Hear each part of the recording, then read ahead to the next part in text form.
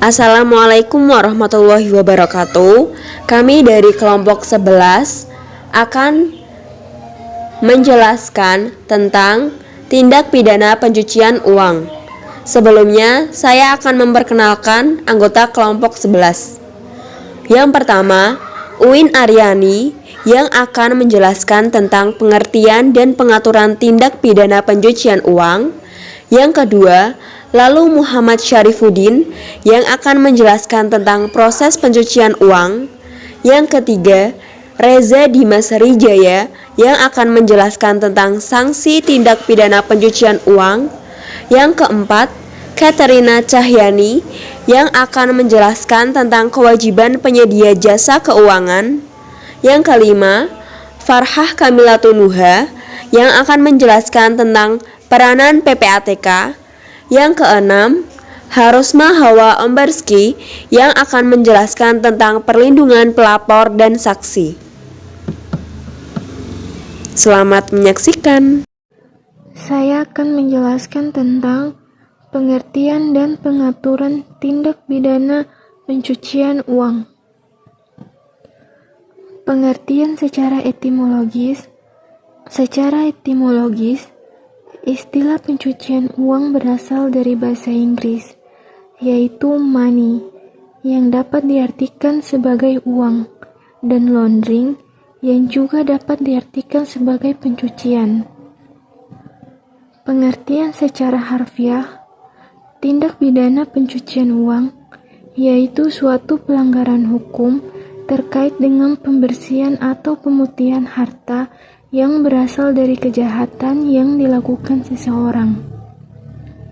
Tindakan pemutihan harta ini biasanya dilakukan dengan mentransfer, mengalihkan, membelanjakan, menyamarkan dalam bentuk lain, menitipkan, dan lain sebagainya supaya harta tersebut tidak diketahui berasal dari tindakan kejahatan. Pengaturan tindak pidana pencucian uang. Pengaturan tindak pidana pencucian uang sudah ada dasar hukumnya, yaitu Undang-Undang Nomor 8 Tahun 2010 tentang pencegahan dan pemberantasan tindak pidana pencucian uang. Saya akan menjelaskan tentang proses pencucian uang pada slide ke-7. Proses pencucian uang pada umumnya pelaku tindak pidana berusaha menyembunyikan atau menyamarkan asal-usul harta kekayaan yang merupakan hasil dari tindak pidana dengan berbagai cara agar harta kekayaan hasil kejahatannya sulit ditelusuri oleh aparat penegak hukum.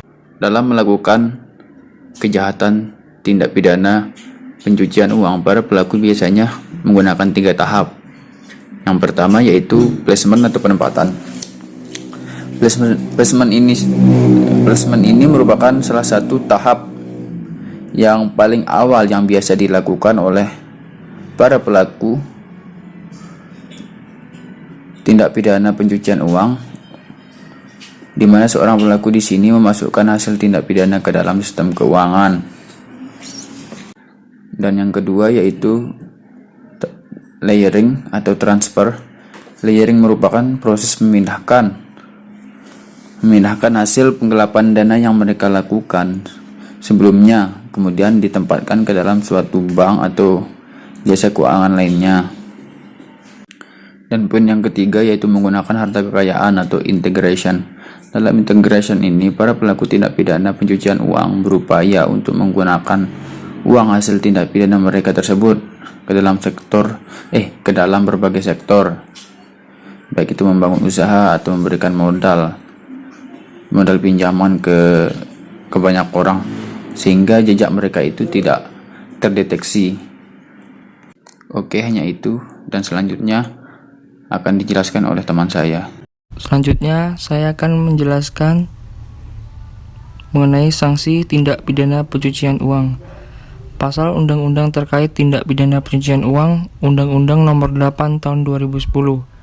Pasal 3, Pasal 4, Pasal 5 ayat 1, Pasal 6 ayat 1 dan 2, Pasal 7 ayat 1 dan 2, Pasal 8, Pasal 9 ayat 1 dan 2, dan Pasal 10. sanksi pidana tindak pencucian uang dibagi menjadi 3. Yang pertama yaitu tindak pidana pencucian uang aktif,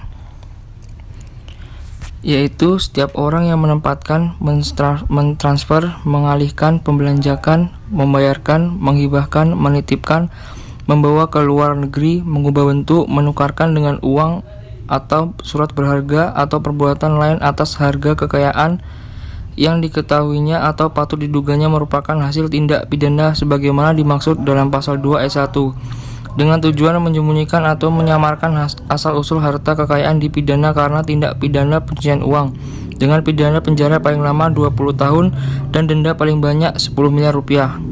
Yang kedua yaitu tindak pidana pencucian uang dikenakan pula bagi mereka yang menikmati hasil tindak pidana pencucian uang yang dikenakan kepada setiap orang yang menyembunyikan atau menyamarkan asal-usul sumber lokasi, peruntukan, pengalihan hak-hak atau kepemilikan yang sebenarnya atas harta kekayaan yang diketahuinya atau patut diduganya merupakan hasil tindak pidana sebagaimana dimaksud dalam pasal 2 ayat 1 dipidana karena tindak pidana pencucian uang dengan pidana penjara paling lama 20 tahun dan denda paling banyak 5 miliar rupiah.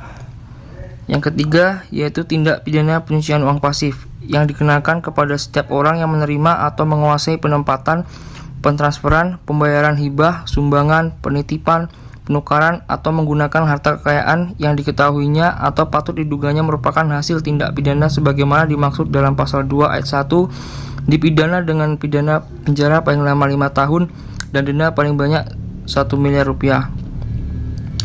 Hal tersebut dianggap juga sama dengan melakukan pencucian uang, namun dikecualikan bagi pihak pelapor yang melaksanakan kewajiban pelapor sebagaimana diatur dalam undang-undang ini. Selanjutnya, yang akan dibahas adalah kewajiban penyedia jasa keuangan dalam tindak pidana pencucian uang. Nah, kewajiban yang pertama adalah membangun database nasabah untuk mengetahui profil nasabah. Penyedia jasa keuangan atau PJK diminta untuk memahami profil dari nasabah mereka dan pola transaksi dengan menerapkan prinsip mengenal nasabah. PJK diminta untuk melakukan customer due diligence untuk mengetahui profil dari nasabahnya. Paling tidak memiliki informasi tentang identitas, pekerjaan atau bidang usaha, pendapatan normal, rekening lain yang nasabah miliki, transaksi keuangan yang normal, dan tujuan membuka rekening atau menjalankan hubungan dengan PJK. Selanjutnya, kewajiban yang kedua, melakukan monitoring terhadap aktivitas transaksi nasabah untuk mengetahui adanya transaksi nasabah yang tidak sesuai dengan profilnya. Penyedia jasa keuangan juga diingatkan untuk benar-benar melaksanakan prinsip mengenal nasabah dan berhati-hati melakukan hubungan baik dengan individu maupun badan usaha yang memiliki indikasi melakukan tindak pidana.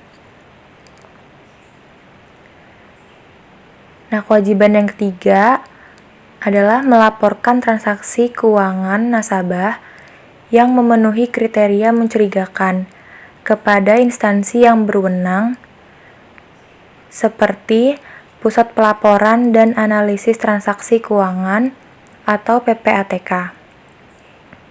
Di sini, penyedia jasa keuangan sebagaimana diamanatkan oleh Undang-Undang Tindak Pidana Pencucian Uang diwajibkan untuk melaporkan baik transaksi keuangan yang mencurigakan maupun transaksi keuangan tunai. Nah, kewajiban penyedia jasa keuangan yang terakhir adalah lembaga keuangan tidak hanya berperan dalam membantu penegakan hukum, tetapi juga menjaga dirinya dari berbagai risiko, yaitu risiko operasional, hukum, terkonsentrasinya transaksi, dan reputasi karena tidak lagi digunakan sebagai sarana dan sasaran oleh pelaku tindak pidana untuk mencuci uang hasil tindak pidana. Dengan pengelolaan risiko yang baik, lembaga keuangan akan mampu melaksanakan fungsinya secara optimal, sehingga pada gilirannya sistem keuangan menjadi lebih stabil dan terpercaya. Selanjutnya, saya akan menjelaskan tentang peranan PPATK. Dasar hukum peranan PPATK atau Pusat Pelaporan dan Analisis Transaksi Keuangan dijelaskan pada pasal 39 sampai 46 Undang-Undang Tindak Pidana Pencucian Uang Nomor 8 Tahun 2010. Fungsi PPATK secara umum yaitu yang pertama, pencegahan dan pemberantasan tindak pidana pencucian uang. Yang kedua, pengelolaan data dan informasi yang diperoleh PPATK. Yang ketiga, pengawasan terhadap kepatuhan pihak pelapor. Dan yang keempat, analisis atau pemeriksaan laporan dan informasi transaksi keuangan yang berindikasi tindak pidana pencucian uang dan garis miring atau tindak pidana lain.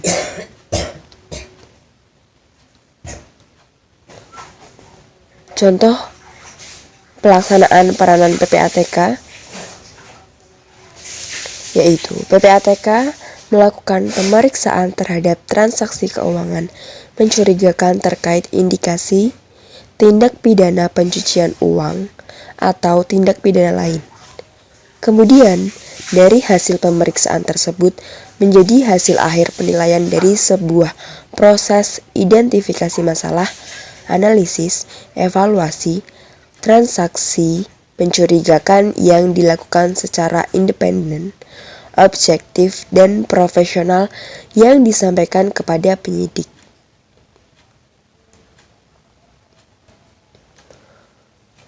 Peranan PPATK dalam kasus pencucian uang, yaitu PPATK akan meminta penyedia jasa keuangan untuk menghentikan sementara seluruh dan sebagian transaksi yang diketahui atau dicurigai merupakan hasil tindak pidana. Dengan itu, penyelidikan dapat dilakukan dengan lebih mudah. Perlindungan pelapor dan saksi tindak pidana pencucian uang. Dasar hukum. Peraturan Pemerintah Republik Indonesia Nomor 57 Tahun 2003 tentang tata cara perlindungan khusus bagi pelapor dan saksi tindak pidana pencucian uang. Definisi perlindungan khusus.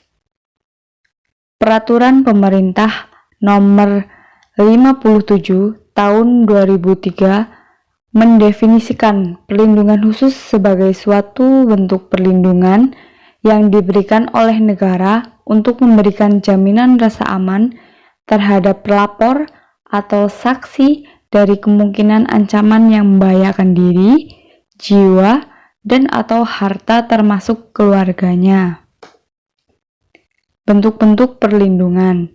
Perlindungan khusus sebagaimana dimaksud dalam pasal 2 dan pasal 3 diberikan dalam bentuk yang pertama, perlindungan atas keamanan pribadi dan atau keluarga pelapor dan saksi dari ancaman fisik atau mental. Yang kedua, perlindungan terhadap harta pelapor dan saksi. Yang ketiga, kerahasiaan dan penyamaran identitas pelapor dan saksi. Keempat, pemberian keterangan tanpa bertatap muka dengan tersangka atau terdakwa pada setiap tingkat pemeriksaan perkara.